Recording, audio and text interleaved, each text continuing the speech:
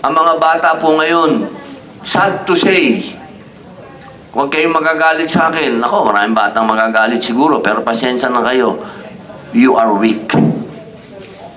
Hindi kayo katulad nung panahon namin na hindi kami iyakin. Natuto kami sa kalsada. Natuto kami na huwag umupo, umiyak. Nung panahon namin, hindi uso yung salitang depression. Hindi ko nga alam yun kung ano yung depression. Ngayon, batang maliit, sasabihin, I'm depressed. Magulo. Ito po yung Children's Safety in Social Media Act. Ito po ay napakahalaga. Dahil narinig nyo po kanina, nabanggit na po ni Senator Idol Raffy Tulfo, yung mga patungkol po sa mga bata na nasa cyberbullying at yung iba, meron na po siyang nabanggit na 7 bata na nagpakamatay pero mas marami pa po doon. At hindi lang po yan. Marami na pong mga bansa na sa kanilang palagay ay hindi na po nakakatulong ang social media sa mga batang ito. Nandiyan po ang bansang Australia, France, Italy, Malaysia, ang mga Scandinavian nation. Ito po, mga mahal kong kababayan, ito mga bansa na ito, mayayaman na bansa ito, mga progresibo. Ang iba dyan, leaning left pa. Ibig sabihin, alam nyo naman, pag sinabing leaning left, rights, mahilig sila sa rights. Child rights, human rights, sabihin nyo lang anong rights.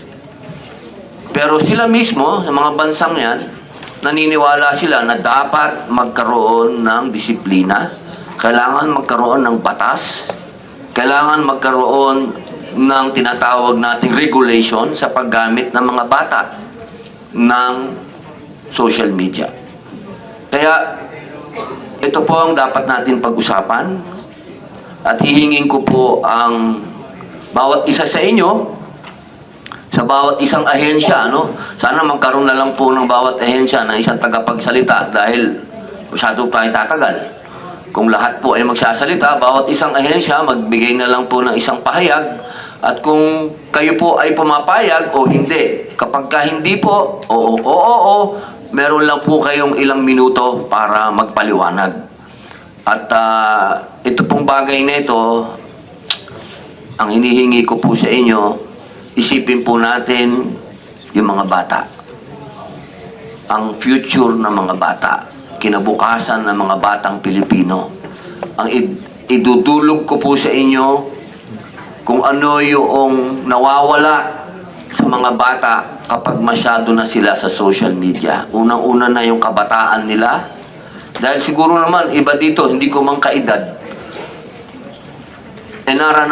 Naranasan nyo yung panahon ng 90s, 80s, na tayo'y mga naglalaro pa sa kalsada, tayo'y masaya pa, alam pa natin kung ano ang camping, alam pa natin kung ano yung pakikipagkaibigan, alam pa natin kung ano ang kalsada. Ang mga bata po ngayon, sad to say, huwag kayong magagalit sa akin. Ako, maraming batang magagalit siguro, pero pasensya na kayo. You are weak. Hindi kayo katulad nung panahon namin na hindi kami iyakin. Natuto kami sa kalsada.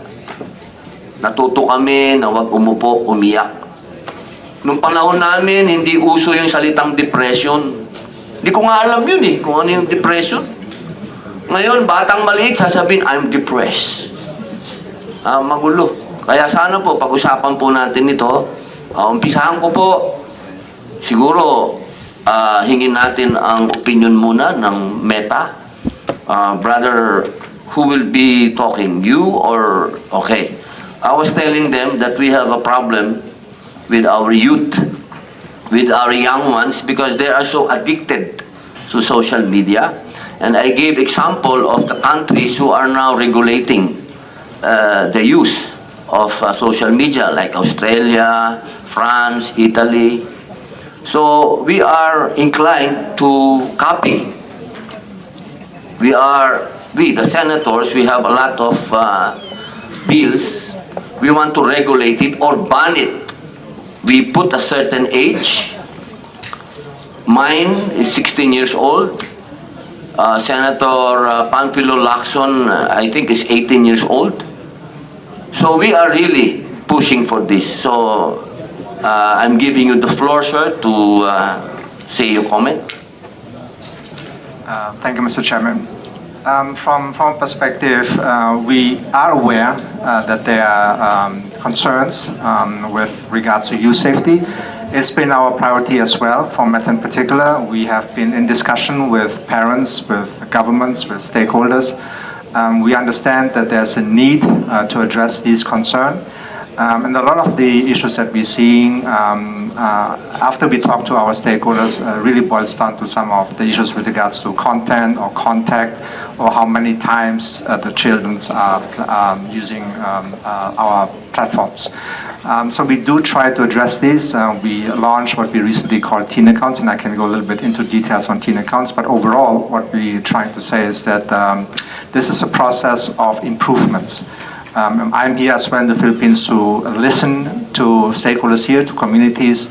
I attended a Safer Internet Day just yesterday to also listen to their concern and bring it back to my office to understand what we can do about some of the concerns that I'm hearing, especially also from this particular hearing in the Senate.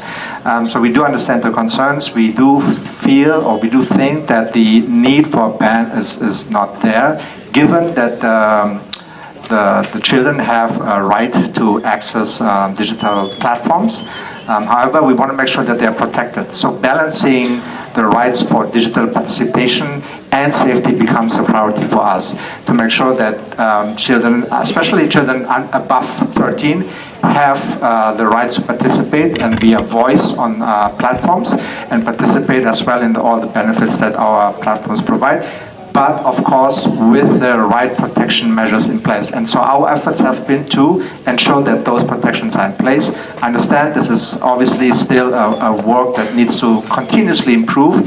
We have policies, but there's a gap between policies and enforcement, and that gap we try to closer and closer and make it closer so that we make sure that children are protected on our platform. Thank you. Thank you very much, my brother.